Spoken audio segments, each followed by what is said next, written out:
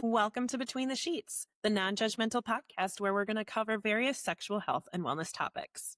I'm your host, Dr. Stephanie Zwonitzer. I'm a urology and sexual health nurse practitioner, and I love helping my patients and listeners discover and develop their most satisfying sexual experiences.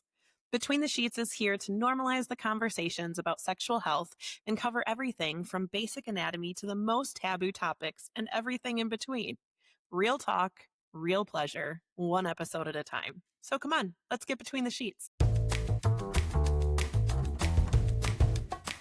This episode is sponsored by Boston Scientific and its educational website on erectile dysfunction, edcure.com. One study estimated that more than 50% of men over the age of 40 have some degree of erectile dysfunction, which can be frustrating and confusing. Go to edcure.com to find information on erectile dysfunction and treatment options, including long-term treatment options offered by Boston Scientific. Boston Scientific does not endorse any statements or opinions expressed during this episode. Hey guys, welcome back to Between the Sheets. We're going to cover an interesting topic today, one that I'm really excited about. You know, when I was growing up in the 80s and 90s, we really didn't talk about ADHD very often, and it is really important. And a lot of us now in our 40s, 50s, and beyond are finding out that, hey, we actually have ADHD and didn't know this our entire lives. So I have an amazing guest here today, Jorie Houlihan, who is going to help us talk through this today. She is your guide for dopamine deprived, is an ADHD life coach, public speaker, and an educator who specializes in working with women diagnosed later in life. After living undiagnosed with ADHD until age 49, she brings a deep understanding of the unique challenges, strengths, and perspectives that come with this discovery. She's also the host of a new podcast, ADHD and whatever. And that's going to have launched just a couple weeks ago on October 14th. She's going to have conversations that are heartfelt style, blends life experience with research-backed strategies. Her mission is to help ADHD women feel empowered by their ADHD so they can move from simply getting by to thriving. I love that. Thank you. Yeah, I love what I do. So thank you so much for having me on here. As I've mentioned, this is not a topic that's talked about very often. So I'm glad to have the opportunity to do that. Yeah, me too, because I think, we're learning how much, especially those of us that, weren't diagnosed. I'm not clinically diagnosed. I just diagnosed myself, because just why not? But there are, just saying. So when you know enough of the side, the things, you're like, all right, well, maybe I should actually go talk to someone. And then, as women, we're very poor about going and taking care of ourselves because we take care of everyone else. So, Yep. but I think it's really unique in our generations that we weren't diagnosed early on and that some people are finding so much benefit in their life from getting diagnosed and learning the tools and the tricks and maybe medications and things like that. Is that what you're seeing? Yeah. And actually, sadly, it's still in girls. It is very missed a lot. Really? Oh, yeah. Unfortunately, there are still a lot of doctors out there that think that it really just happens to boys. There are still doctors that think you can grow out of it. They think that if you have any modicum of success at all, you couldn't possibly have it. So my hope is that because so many women are now being diagnosed, that first of all, it's going to improve studies. That's my first hope. Yep. The other part of it is just because now there is so much more talk about it, people are starting to see it. Like I had to fight to get my daughter assessed, even though to me, once I was diagnosed and understood what it was, I was like, oh my gosh, yeah, she absolutely has this. But they were still like, well, we don't know. And it was COVID, which complicated everything. But it is when women are finally given this diagnosis, I will tell you, it is such a you feel so validated. Suddenly your life makes sense. It's like, okay, I'm not broken, right? Yeah. I have a brain difference and I need to figure out what that is. Sometimes women, when they're first diagnosed, they kind of go, okay, I'm diagnosed. And they kind of think something's going to change. I'm like, no, you still got to figure out how that works. But it is really validating and it helps to take the shame out of a lot of the things that they feel. We're told most of our lives we were, doing it wrong or whatever. And it's just we just have a different operating system. So we just approach things differently and there's nothing wrong with that. You just have to figure out what that looks like for you. So I originally didn't think I would do medication when I was first Mhm. diagnosed. And then a friend who had actually helped convince me to get assessed a few months later, she's like, "You haven't started med yet, have you?" And I was like, "Is it that obvious?" And so I was like, "Okay." And so I try to completely change my life. But I Yeah. also know that not everybody wants to do medication. Not everybody can do medication. So, I work with people where they are. I want women to feel empowered with what they have going on up there Mhm. and not a victim of it. So, and the fact that so many women are now getting assessed and getting diagnosed is helping women feel less alone, Mm. and that alone can feel empowering. Yeah. Yeah, and I think having the diagnosis, like you said, where there's not something like quote unquote wrong with me. I'm not broken. I just have my brain that operates differently. One of my best friends gets in like that frozen mode where there's so much to do and she can't decide where to start. And so she just doesn't do anything. And she'll just sit Yeah. there and play on her phone or whatever. And then, I'll come over and she'll be like, I haven't folded laundry in a week, or I haven't been able to clean my house because there's so much I have to do that I can't figure out where to start. And it was Yep. so interesting to talk to her through that because I'm much more methodical in like a cleaning of the house or whatever. Now, I will totally get distracted and go from, taking the trash out to walking by three things in the basement and starting a totally different track. But at the end of the day, my whole house got cleaned. So, I think, everybody experiences things differently, but that was really interesting to me to understand that that can be part of ADHD. Oh, yeah. That's what we call ADHD paralysis. And it's just that overwhelm. Overwhelm is a big component. The name of the condition is actually really misleading because we don't actually have a deficit of attention. Our brain actually wants to pay attention to everything. Yeah. We aren't always able to regulate where it goes, which is Mhm. why we can struggle to focus, but then we also have hyperfocus, Yeah. right? And so what your friend experienced is really common, first of all. And that tends to be where a lot of the shame stuff comes in because they're Mhm. like, why can't I do this? How I explain it to people is while the rest of the world was born with a PC brain, we were born with Macs. I like But it. I like it. having the Mac brain, though, isn't the actual issue. The issue is that we were given the PC manual to work with. Mm. So I'm like, you're not broken. You've just been using the wrong owner's manual. Yeah. And so when they go, well, that makes more sense, right? Like if you hit certain keys on a Mac keyboard versus a PC, it ain't going to happen the same, right? Right. So it just helps them to better go, okay, I just see things differently. Yeah. And that overwhelm is very common and but it's like what you said, it's a spectrum. There are Mhm. some people that that is a daily thing for them and it is really debilitating, and for Yeah. other people it may happen every once in a while, but they have bigger issues with maybe impulsivity, Mhm. or the hyperactivity part. So Mhm. it really just depends on the person. Yeah, it's interesting that it's such a broad, generalized diagnosis for such varied thing. I mean, you think about like the autism spectrum too. Like there's people who are like super functional and great with their autistic characteristics. And then there are people who Hmm. are on the far other end who can barely survive on their own. They're very, nonverbal, things like that.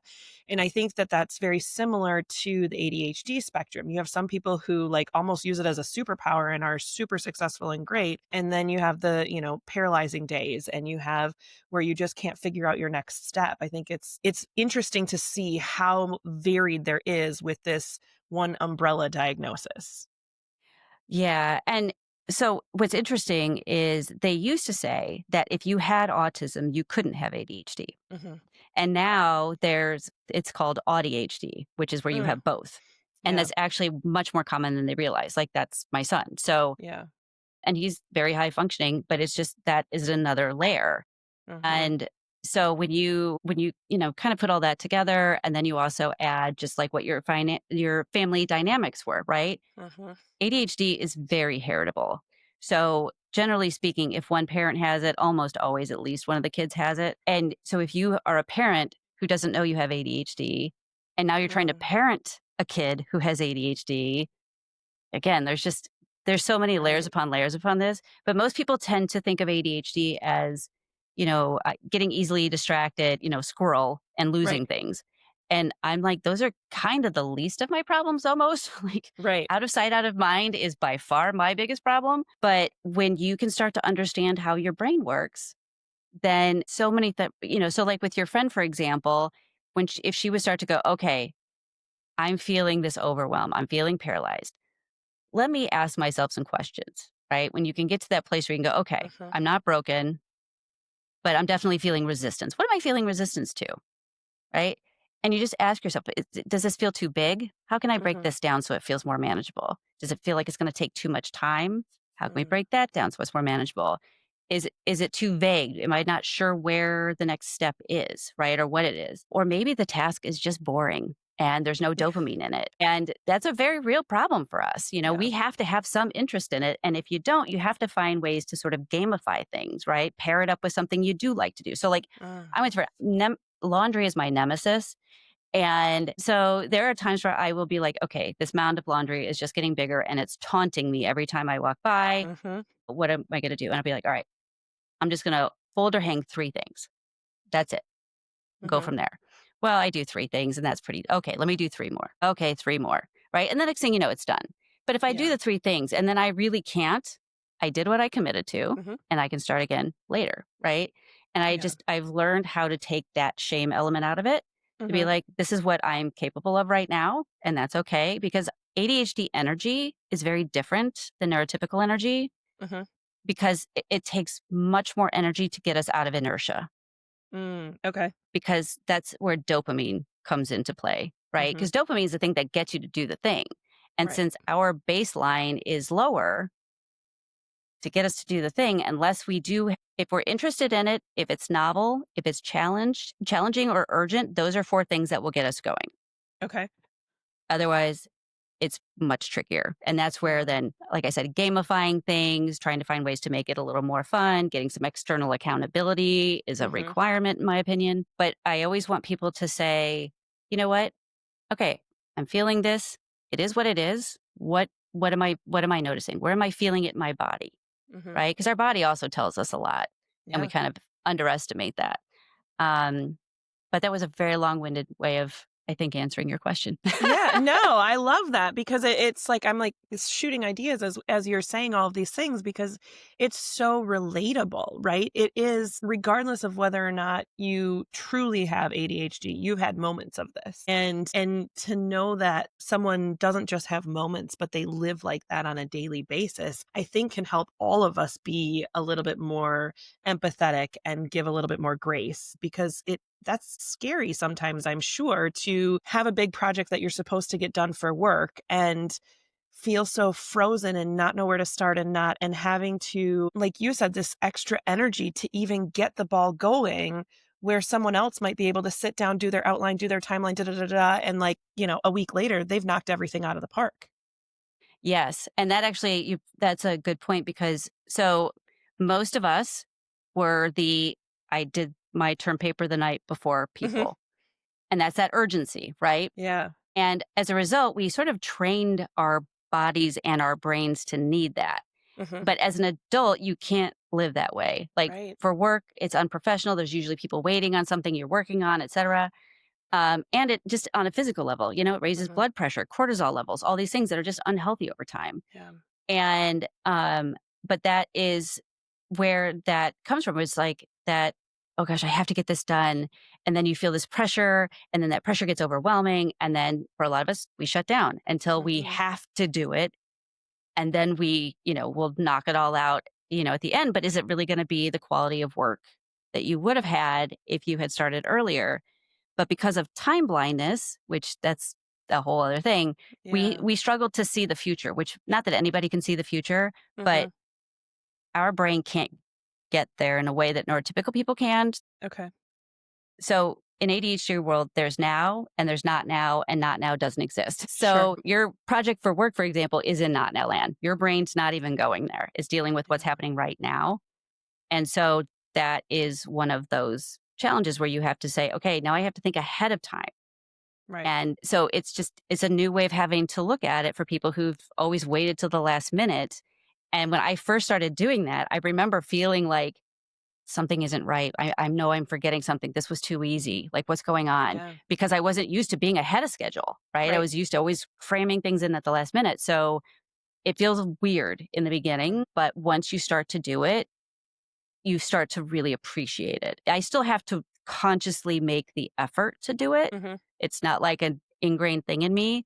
But now that I understand the benefits and have experienced the benefits of it, it's a little bit easier for me to do it that way. Yeah, that makes so much sense. So, how do you see ADHD in relationships and the effects on relationships? I mean, it could be friendships and things like that as well, but I'm thinking more of like your intimate relationships where, sex is involved, and you need to make time for each other, things like that. How are you seeing ADHD affect those relationships? So, ADHD is, as I said, it impacts everything. And this is Hmm. one of those areas. A lot of times people, so a common thing that will happen during sex is the mind will wander. Hmm. And it has nothing to do with the performance of your partner. Hmm. It could simply be, I'm really getting into this. And then it reminds you of something that happened years ago. And then your mind starts going down there and blah, blah. And all of a sudden you're like at your to do list. Hmm. And then you're like, shoot. And then you're criticizing yourself. You're still not going back into the moment because now you're feeling bad because your mind wandered. And does he know? Blah, blah, blah. And that, of course, takes away from the intimacy as well, right? And it's so common, though. I really want women to understand that. That is really common. And so what I encourage women to do when that happens is to just be like, okay, my mind wandered. It happens. Okay, let's just get back into it. Don't worry Hmm. about whether or not he knows or she knows or whoever. Just, you know, just I try to tell people, look at everything through the lens of curiosity and Mm. not judgment. Because Yeah. when we go into that, "Oh gosh, do they know? Da, da, da," we're judging ourselves, Right. right? Whereas if we're like, "Oh, that was interesting. Okay, let's get back into this." That's more of Yeah. like the lighthearted, curious part of it. And Okay. it's much easier for that. But also, we have sensory issues, right? Mm. Sometimes certain like things that maybe your partner wants you to wear feel really uncomfortable on your skin, Mm. right? Or maybe the romantic music they're playing to try to get you into the mood is actually really distracting for you. Sometimes we get really overstimulated. And that's Mm. another time where I think the mind wanders because it's just the brain's way of going, this is too much. Yeah. And we don't know how to articulate it. I think being open with your partner about Hmm. stuff, and I have been guilty of holding back from telling my husband things because I don't want to hurt his feelings or whatever. And it has nothing to do with his performance at all. But there's also like, I've mentioned shame comes up a lot, and this is definitely Hmm. one of those areas. But if you can openly communicate about things you do like, what you don't like, right? Hmm. That helps. As I mentioned before, out of sight, out of mind can be a problem in ADHD, and that includes sex. Okay. Every relationship has its ebbs and flows. And if maybe you're just in one of those places where like you're just kind of not in the mood a lot and it just isn't happening, as an ADHD person, your brain is just not going to go there. Mm. Your partner's going to have to be the one to kind of say, "Hey, let's do this." Right. You haven't touched me in 3 days. Yeah, right. And so it's just when you start to see what your patterns are with it, when you start to Hmm. understand, our hormones play such a big role in all of this too. Mm. Dopamine is connected to estrogen. So when estrogen drops, our dopamine drops, right? Mm. Hmm. So I'm in menopause now. I'm Yeah. 54. And a couple years ago, I was complaining to my gynecologist, said, I have zero sex drive. Mm. And I wasn't officially in menopause yet. And unfortunately, her response wasn't great. It was like, well, there's no female Viagra. Yeah. Some people schedule it in. I'm like, yeah, you don't really know how ADHD works, do you? Right. The scheduling part alone. But also, if we're not interested, if nothing's going on down there, we're just not, Yeah. there's no interest. We're not going to do it. Right. And so, again, understanding that and then trying to find things like HRT worked for me really well. Some Okay. people can't do that. So you just have to find Right. other ways to do it. But yeah, it tends to get worse when we don't communicate. That part I will say. Hmm. If you're with somebody who takes it personally, if some of these things happen, even though it has nothing to do with them, Hmm. that should probably tell you something too. Yeah. Um, it's complicated because there's lots of layers. Yeah. Because then we also have just not even the ADHD stuff. Like if you were brought up with any kind of religion, I was brought up Catholic. I'm Hmm. still unwrapping some of that stuff, right? Yes. All of that plays into it Good old as well. Catholic So, guilt. God, Yeah. yeah, And I mean, it's so true. And there's so much shame around sex, period, because we right. have this purity culture. And even if you weren't raised in a religious household, just the way that sex is talked about in the United States Mm, itself. Women are used for sex in the media, in movies, things like that. It's about the male pleasure, right? We don't talk about the female pleasure. We don't talk right. about exploring yourself as a woman, but male masturbation is talked about all the time. So there's a lot of shame around sex without ADHD. And then you add in those components, and I can see how freezing that could be and how maybe even ostracizing, like there's something wrong with me, I'm not normal, because Yeah. it doesn't just come naturally to me to want sex, to think about it, to initiate it with my partner. That's gotta Right. be really frustrating. Yeah, and the thing is that along with, like, we can't always regulate our attention, we also deal with emotional dysregulation, Mhm. and we also, sometimes you will go from being, like, hypersexual, where that's all you think about, Mm, to hyposexual and back. Again, we can't always regulate that, yeah. and that's the thing that I really hope that people will understand is that when you can just learn to work with it wherever it Yeah. is at that point, but know that it's not there's nothing wrong with you. Now, if Mhm. the hypo, for example, lasts a really long time, then maybe you want to talk to a doctor or look Mhm. at your relationship or whatever. But the ebbs and flows are normal. It's just that we feel things a lot more intensely. We take it more personally. Mhm. We are also innately people pleasers, which is not usually a good thing. Yeah. And so it's always about, like you said, it's always about making sure the other if you're in a heterosexual relationship and a Right. woman, making sure that your man is taken care of, et cetera.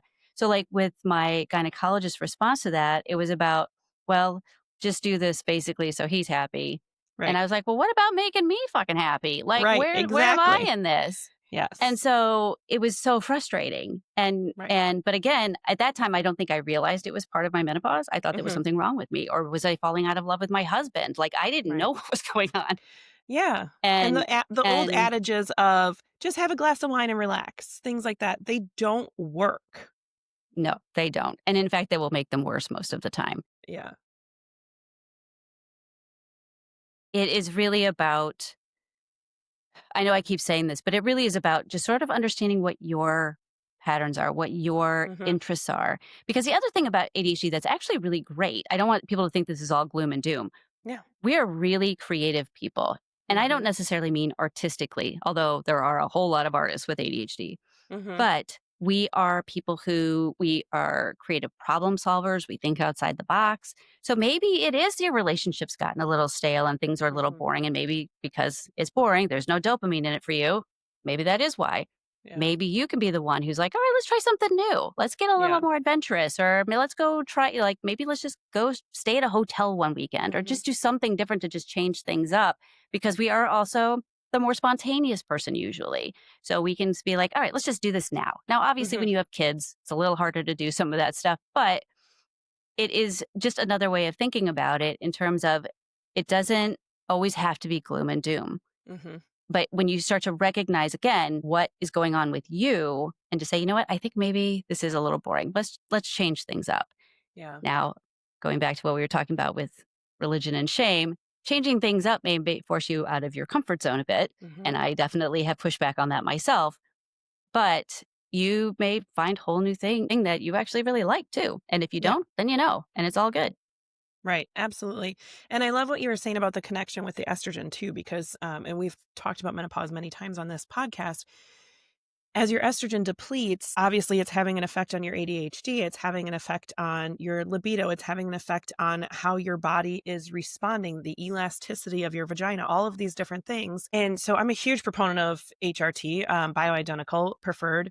And the other thing that you mentioned that your gynecologist said to you, there's no female Viagra.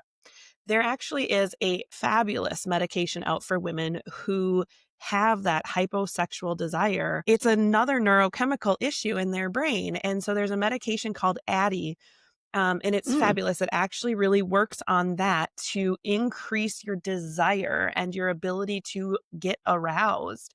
So it's not Oh, about that's so like, good to know. yeah, it's really fabulous. It's not like the blood flow issue. Like Viagra is just about helping you have blood flow. It doesn't work on your libido. It doesn't do anything like that. So it's not exactly the female Viagra, but it Yeah. helps. It helps with the desire. And it's amazing how if you just get women to want it because they actually want it, how Right. much more responsive they are, how much better their arousal is.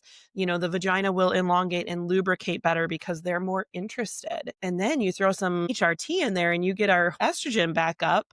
Man, now women are rocking and having some of the best sex they've ever had in their late 40s, 50s, and beyond, which is amazing. And I love that. So, Yeah. Yeah. Oh, yeah, that's I mean, really good it's to know. yes, Gonna have yes. to talk to my gynecologist about that. That's right. That's right. Yeah. And so it's really interesting, like you were saying earlier about the research. Women, we've talked about that on this podcast before. Women weren't even required to be in research until the 1990s. I mean, that's I know. within our lifetime. And that's just so sad. And so then, okay, now we've got women in research, but that was a very broad spectrum, like just a few women here and there, kind of like DEI, like make sure you have some women in there. Yeah.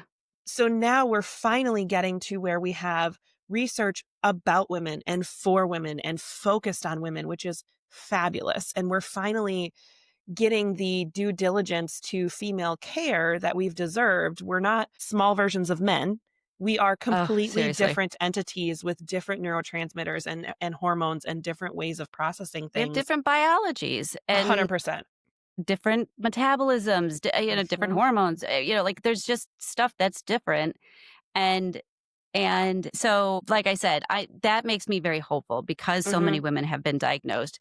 Hopefully, there are being more studies done that include women because, like I said, Yeah. so many people, including teachers, including, Mhm. people who are authority figures when our kids are younger, they're still looking for boy symptoms in girls. Mhm. And so when I'm like, hey, no, like girls' hyperactivity is more like being really chatty and Mhm. interrupting a lot. Or maybe, if they're more the inattentive, it's they've got the messy desk. Yeah. They seem like they're daydreaming a lot, right? Things like Mhm. that. Because boy symptoms are just very outward and Mhm. disruptive, and that's why they're caught so early.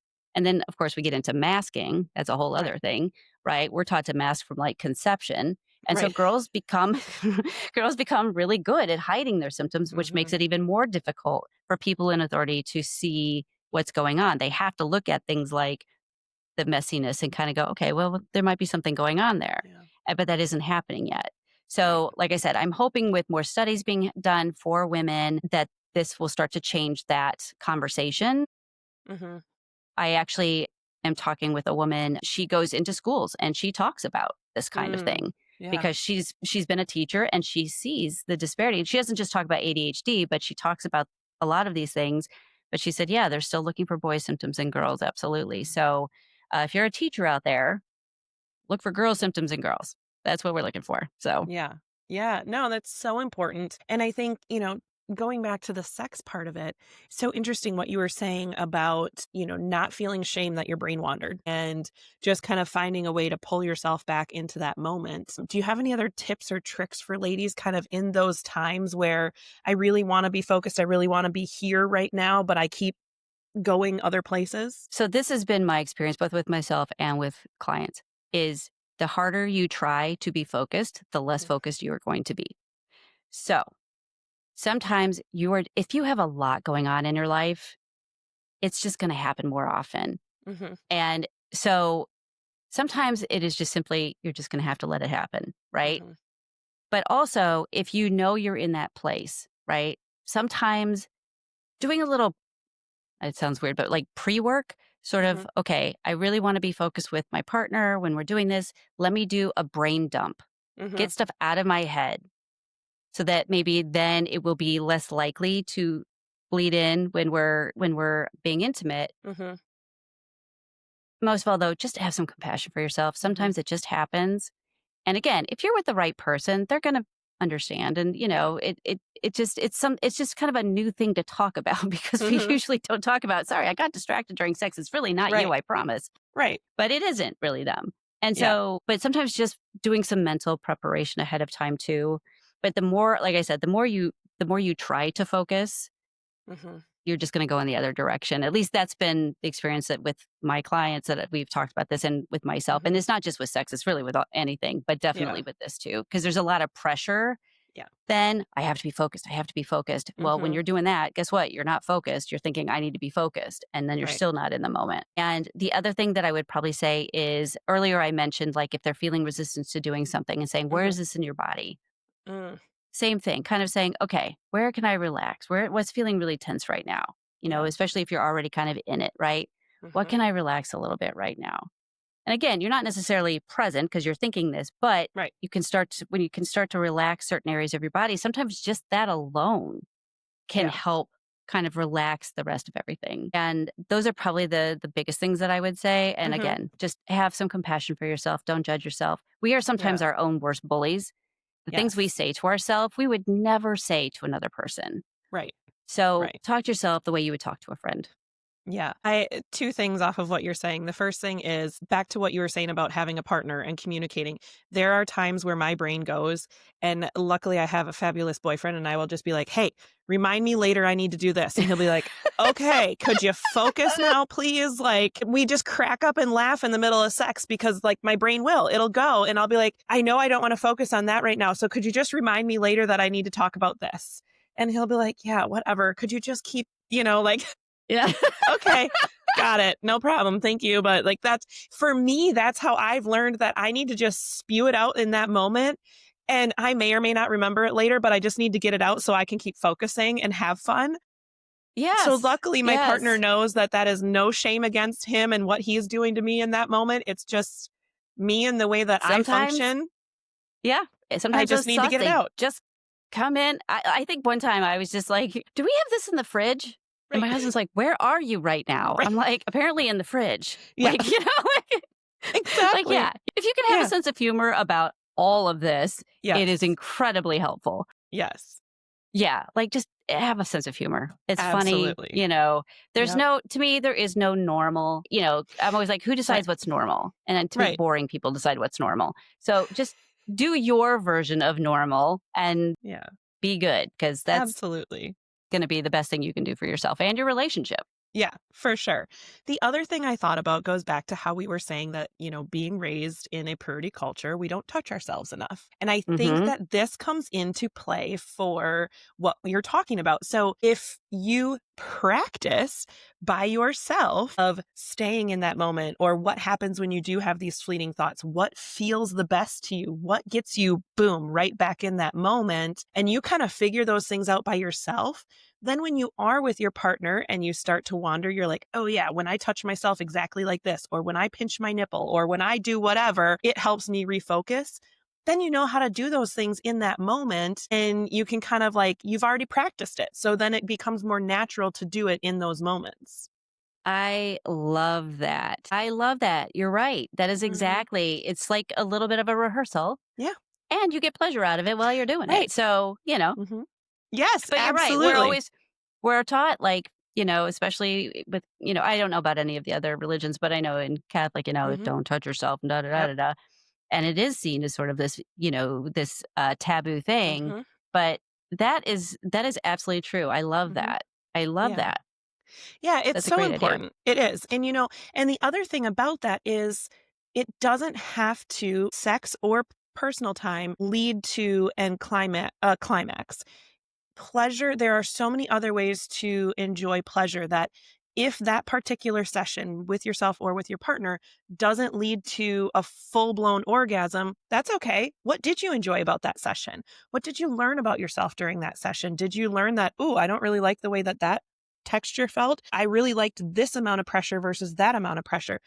You don't have to climax every single time, and that's okay. So if you do get distracted or the doorbell rings, the neighbor stops by, whatever, and you didn't get to finish that session fully, that's okay. What did you Yeah. enjoy about it? And what did you learn? Well, and that also brings up another point, which is people with ADHD tend to have all or nothing thinking. Mhm. So we feel like we have to finish all of it Yeah. sometimes because that's just where our brain goes, right? So that is a very good point. I am constantly having to remind my clients that's all or nothing thinking. We Right. don't have to do this full thing. You can do a portion of it, right? And that Yeah. applies with sex too, right? Yeah. Exactly. Like you don't sometimes it's almost more fun to do like a necking session. Necking, Yeah. I'm dating myself, but you know what I mean? Like Yeah. Good but, old make it's out. just Yeah. Yeah, a good old makeout session, and get yourself all hot and bothered and Yeah. then stop because then, it's like back to, when you were, more Yeah. innocent in terms of that kind of stuff. Or it's not that you're Yeah. not innocent as an adult, but you know what I'm saying. Yeah, absolutely. Yeah, no, I totally agree. Yeah, and what you were saying about, this all goes back to dopamine. Maybe a quick little makeout session gets your dopamine going, and now a half hour later, once the neighbor left, you're ready to go back and have a great session, and you're in the mood, and you want to do more and things like that. So I think it's one of those things that can be kind of like a snowball effect. Yeah. Yeah, I agree. And it's sort of like with the laundry. I did a Hmm. little bit. Okay, I got some done. Okay, I could do a little more. I can do a Yeah. little more. Like cuz each of those is like checking off a little checkbox, right? Like we Yep. love lists even Hmm. though we either lose them or forget to look at them, but we have them and when we remember to look at them, Hmm. every time we check off the box, it's a little dopamine and a lot of us will even go back and add things to the list that we've already done that wasn't on the list Yeah. because it gives us dopamine. I do that all the time. I'm like, wait, that wasn't on my list. Let me write it there so I can cross it off. All the time. Yes. And so in a way, that's sort of the same thing. It's like, okay, we'll just Yeah. do a little bit, see how it goes. Yeah. If you just do the little bit and that's all you got in you, that's Hmm. okay. Yep. You did, I think too, a lot of women, well, people with ADHD, I don't want to say it's just women, but sometimes it feels like just another task. And what Mm. people don't realize is, so like if you're talking to a neurotypical person, they see laundry, for example, as a task. Yeah. I see it as I got to go get the clothes. I have to sort the clothes. I have to decide which one I'm going to wash first. I have to put it in the washer. Mm. I have to put the soap in. It's lots of steps. And it's sort Mhm. of the same thing with this. And because we have time blindness and we're never really sure how long something's going to take, that adds to that too. Yeah. And so sometimes with sex, it's sort of like, okay, well, do we have time? Because first we're going to do, and it can't just be sex as one task. Yeah. And so that's just another way to help people better understand why we sometimes will get overwhelmed with it if we feel like it's a lot of things and we've got already a lot going on. But then going back to what you just said about like, it doesn't have to always end up in a Mhm. climax. It can just be a little bit of, making out. Fine. Yeah. That's doable. So learning to work with your energy and where you are at any given time is really important because as I mentioned before, ADHD energy is very different. And a lot of times we try to push through Yeah. when we don't have that energy. And part of it is because we're afraid of being called lazy, Mhm. because we've gotten that label before. And also, again, when we're talking about intimacy, it's also people pleasing and we're Mhm. very empathetic and we want our partner to feel good and we don't want to hurt their feelings. But you got to also work with what works for you too. Yeah. So just don't be afraid to like make yourself a priority in this. And I feel Mhm. like that we still don't do that enough. I think we are still very much about, the partner. And it's not that we should, neglect the partner, Mhm. obviously, but it's okay for you to want to feel Yeah. good too. Right. Right. So, um, Yeah, and women, there is a large group of women that have responsive desire. They will not just want sex, but if they read a novel, if they listen to a certain thing, if their partner touches them in certain ways, if they take their everything shower, whatever it might be, they can start to get turned on and then all of a sudden they are raring to go. And so I like the way that you compared it to let's just do three things of laundry. So it doesn't have to say, I'm going to have sex right now, but maybe it's just, I'm going to listen to my audiobook that has a nice, sexy scene in it while I do those three pieces of laundry. And then, whatever. And so, like, by the time you've done a couple of these things, all of a sudden your arousal is there because you've responded to, a certain touch from your partner or the makeout session or whatever. And now you've got that little bit of more dopamine. So now you've got a little bit more energy and now you can do that one next step. And so that really it goes hand in hand with women's responsive desire is a lot of the ADHD things that you've been talking about. And so women who have both, man, you really got to take your time, man. yeah, I know. Right. Cut yourself Well, some slack. seriously. Well, and what a lot of people don't realize, I don't honestly know if it's this, I don't think this is how it is for neurotypical people, but I will tell you for people with ADHD, your motivation does not come first ever. The Mm, momentum comes first, and that's what brings the motivation. So that's why you have to kind of find those things that are going to get you started to get you to do the thing because mhm, the dopamine is too low, right? sure. And so that's why I like the gamifying or doing the like do 3 things or whatever, that's what gets momentum going. Then you get the motivation. Like, okay, now I'm going. Now I'm like feeling good. Okay, let's do this. And it's the same thing. It's like, don't think you're just going to want to have sex. Like Right. sometimes you're just not. But like you said, like if you start doing a little bit of this and a little bit of that, or reading a book or whatever, it will be like, okay, like Yeah. now I'm ready to go. Don't expect it to just be there. And whether it's sex or really anything else that you have to do, uh, Yeah. know that the motivation is going to come once you get the momentum for us. So Yeah. that's also one of the reasons that our energy is different. Yeah, it's amazing. It's so cool to talk about this because I think you said it right at the beginning. It's not talked about enough. It's not known well enough. Hmm. But it is so cool I love the way our brains work, whether you're neurotypical or not, which I think very few people are actually neurotypical. I think most people have something else going on in there. But, I think it's so cool to see that no matter where you are and how your brain processes things, we can still find ways to find pleasure and enjoyment in life and to check the boxes and do the things. So I really appreciate this conversation and kind of talking through some of the ways to allow women with ADHD to find those pleasure moments. Well, thank you for asking me to talk about this. Like I said, it Yeah. isn't something that's talked about, and I want to take the shame out of all of it. And I want women to feel empowered, however that shows up for you. And, sometimes it's just little things like go make out with your boyfriend, Yeah, you know? absolutely. I love it. I'll write that down for my to-do list today. Okay. My I boyfriend know, will say sitting going, thank you. okay. I know, I'm like, okay, hey, honey, I'm almost done. Right. Oh. I love it. Okay, so what do you want people to know about how to connect with you, where your podcast is? Go ahead and plug yourself here for a minute. Sure. So you'll find most of anything about me. My website is joriehoulihan.com. I'm also on Instagram, Facebook, TikTok, LinkedIn. I do reels a lot, things like that. My handle for most of those is also Jorie Houlihan, or you just type in Jorie Houlihan and things come up. Mm-hmm. The podcast is called ADHD and I believe you can you can find it through Jorie Houlihan, but it's also at the ADHD and podcast.com. That's it. I'm Awesome. kind of Very everywhere. exciting. So Yeah, I love that. Super easy to find. So we'll put yes. all of that in the show notes as well. So you don't have to try and remember that as you're maybe driving or watching this or whatever. Thank you so much, Jory, for being here. I really appreciate it. Thank you again. I've really enjoyed this conversation. It's been really great. Yeah, you're welcome. All right, everybody, go have a great week and go have some fun between the sheets.